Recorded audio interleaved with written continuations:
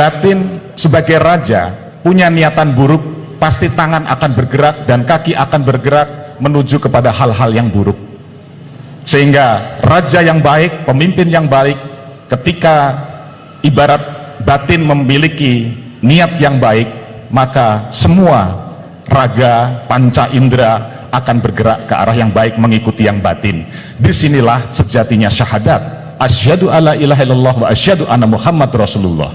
Maka Allah disebut yang pertama, artinya Allah sebagai lambang yang maha gaib adalah lambang batin kita yang ada di dalam diri. Karena sejauh ini kita tidak akan mampu melihat batin kita. Yang bisa kita lihat adalah raga kita. Disinilah lambang Muhammad Rasulullah, karena Muhammad utusan Allah, seorang manusia nyata. Disinilah lahir kita. Maka bagaimana kita sebagai manusia menjadi manusia yang berbadan Muhammad, artinya terpuji, artinya berbudi, beradab. Ketuhanan yang Maha Esa, kemanusiaan yang adil dan beradab adalah asyhadu alla ilaha illallah wa asyhadu anna Muhammad Rasulullah, adil dan beradab. Om nama siwaya, om nama budaya. Kemudian yang ketiga, disatukan, karena ini adalah dua dat yang berbeda yang merupakan satu kesatuan, loroning atunggal yang harus disatukan. Sehingga kalau tiga ini kuat, maka yang dua akan secara otomatis akan muncul. Disitulah Pancasila. Sehingga bolehlah kita bicara secara idealis tentang bagaimana lepas dari carut marut selama ini.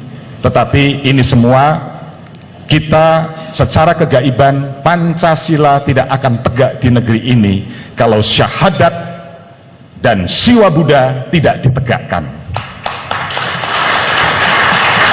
Karena ini wahyu. Maka kenapa lambangnya Garuda Pancasila? Karena Garuda adalah kendaraan Wisnu. Sakti Pancasila itu adalah Dewi Sri. Negeri ini tidak akan ada kemakmuran kalau tidak mampu melaksanakan yang 5 ini. Sehingga semua harus dimulai dari batin, jati diri, yang saya dengar dari Pak Amit Anggawa. Kita harus mengenali jati diri kita. Sejatinya negeri ini, bangsa ini sudah lupa kepada candi. Ini sandi, ini merupakan sandi spiritual. Bangsa ini sudah lupa kepada candi, yaitu wawacan diri. Candi adalah wawacan diri, bacaan diri. Bagaimana kita mampu mengenali diri. Kalau kita tidak mampu membaca diri sendiri, maka kita tidak akan tahu sandi. Sandi adalah sandaran diri, sehingga kita tidak akan bisa berserah diri kepada Tuhan. Kita tidak bisa berislam dengan baik. Yang namanya pasrah, yang namanya serah diri, mana mungkin kita bisa melalui jalan yang selamat. Nah, ini fenomena yang terus kami tempuh selama ini dengan melaksanakan petunjuk-petunjuk dari beliau dan Yang Nirarte. Sampai beberapa kali ritual kami laksanakan, kami sampaikan kepada para pedanda di Bali.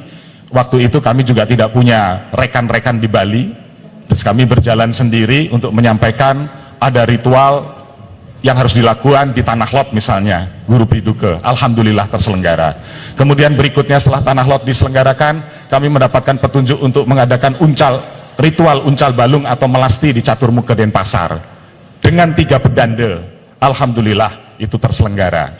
Kemudian setelah itu kami harus melakukan Homat Raya di Pura Majapahit.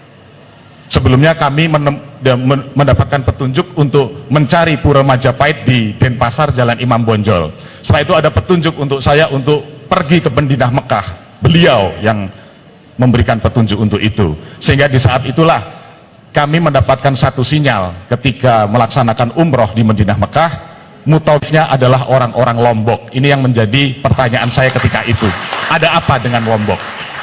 Mutawif adalah pemandu di dalam kita melaksanakan ritual ibadah selama di Madinah Mekah.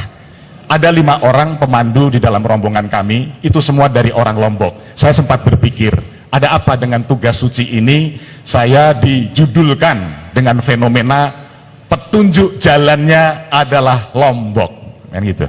Nah, kurang lebih 2 tahun setelah itu baru saya mendapatkan petunjuk ke Lombok benar, sampai 3 kali ini saya kesini. Ya. Itu pun setelah dari acara Homat Raya di Pura Majapahit, dan kemudian dengan 6 sulinggih, persyaratan beliau dengan 6 sulinggih akhirnya terselenggara.